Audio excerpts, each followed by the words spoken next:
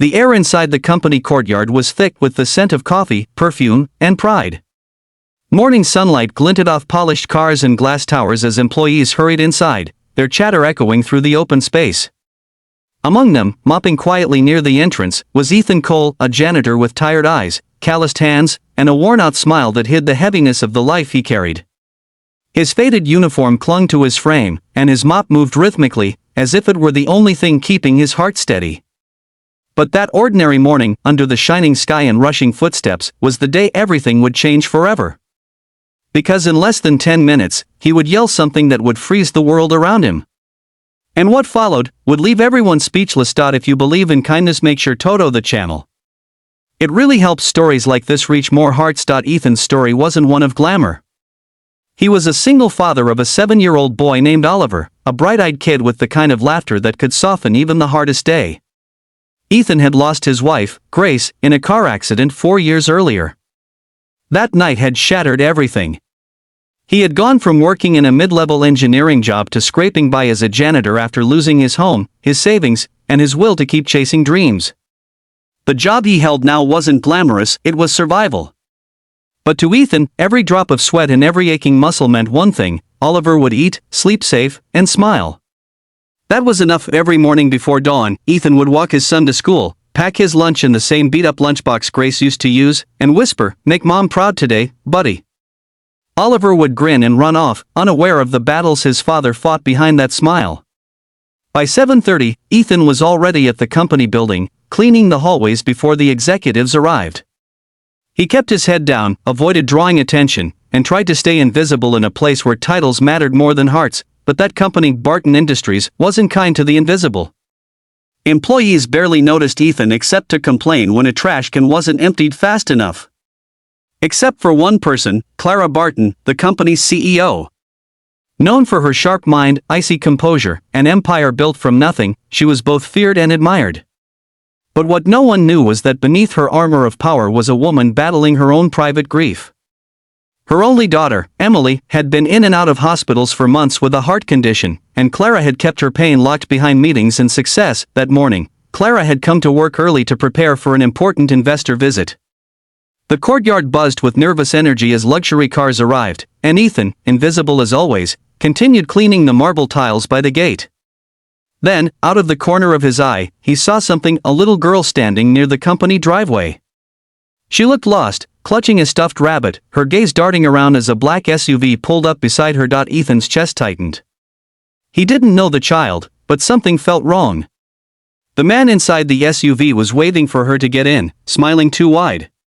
The girl hesitated, glancing around, and Ethan noticed something chilling: there was no school emblem on the car, no driver ID, nothing official. Just dark-tinted windows and a face she clearly didn't recognize. Instinct kicked in. The mop fell from Ethan's hand as he ran forward, shouting, his voice breaking the quiet morning like thunder. "Don't get in the car!" Everyone turned. For a second, everything froze. The driver's smile vanished, his hand shot to the door, and before anyone could react, he sped off, tires screeching as the little girl stumbled backward, terrified. Ethan reached her just in time, pulling her away from the curb as the SUV disappeared around the corner. People gasped, security rushed over, and then came a piercing cry: a woman's voice.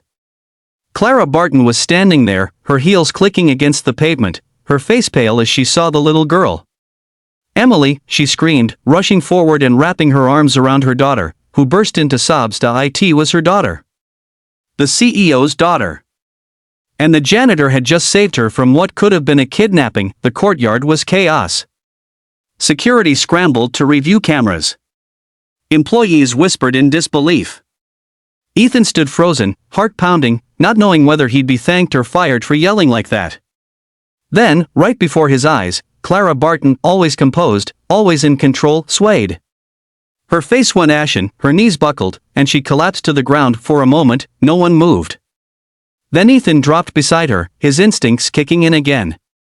He checked her pulse, it was weak. He called for someone to get medical help, loosened her collar, and placed her in a recovery position like he had learned years ago in first aid training.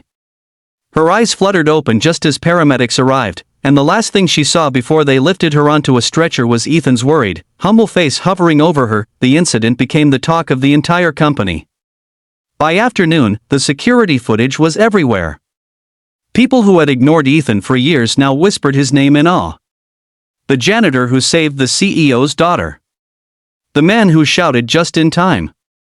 Reporters gathered outside the gates, and Clara, still weak but stable in the hospital, demanded to see him. When Ethan was escorted to her hospital room later that evening, he stood awkwardly by the door, cap in hand. Clara looked at him, eyes red from tears, and for the first time, the powerful CEO spoke softly, thanking him with a trembling voice. She learned that he was a single dad, struggling but proud, doing whatever he could to raise his boy.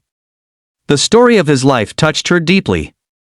She asked about Oliver, about Grace, and as he spoke, something in her shifted, a recognition of shared pain.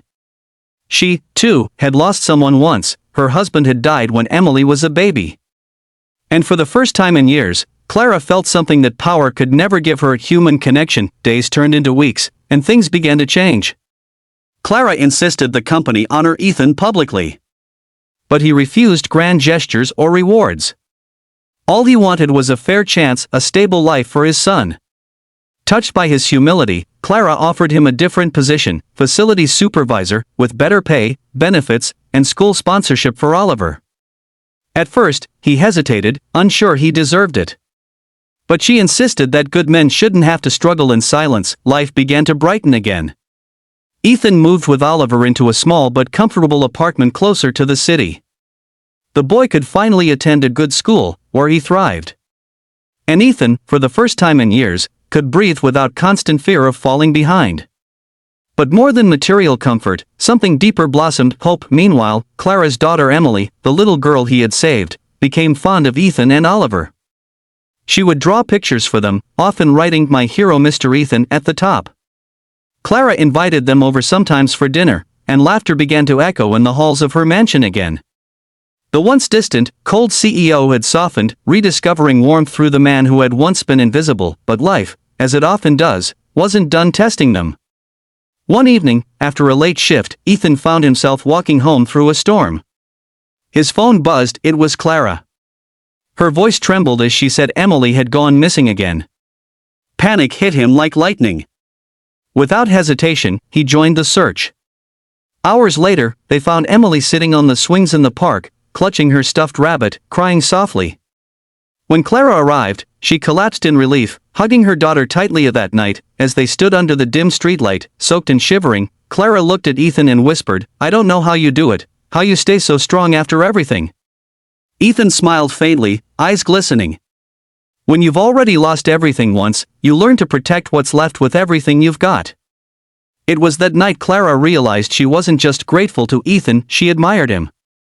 His quiet courage, his kindness, his unwavering love for his son reminded her of what truly mattered. In him, she saw the kind of strength that didn't come from status, but from the heart. Months later, the company hosted its annual charity gala, raising funds for children's welfare. Clara insisted Ethan attend as a guest, not staff. Standing on stage under golden lights, she told the story of the man who saved her daughter's life and changed hers in the process. She spoke of how a single act of bravery from an ordinary man had reminded her that every person, no matter their job, their uniform, or their past, deserves to be seen. The audience rose in applause, and Ethan, sitting beside Oliver, wiped tears from his eyes. From that day on, things truly transformed. Ethan was promoted again, this time overseeing community programs within the company, helping others who had fallen on hard times find their footing again. Clara and Ethan remained close, not just as colleagues but as friends bound by fate.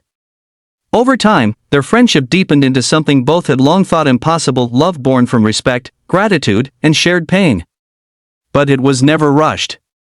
It grew slowly, gently, like healing itself.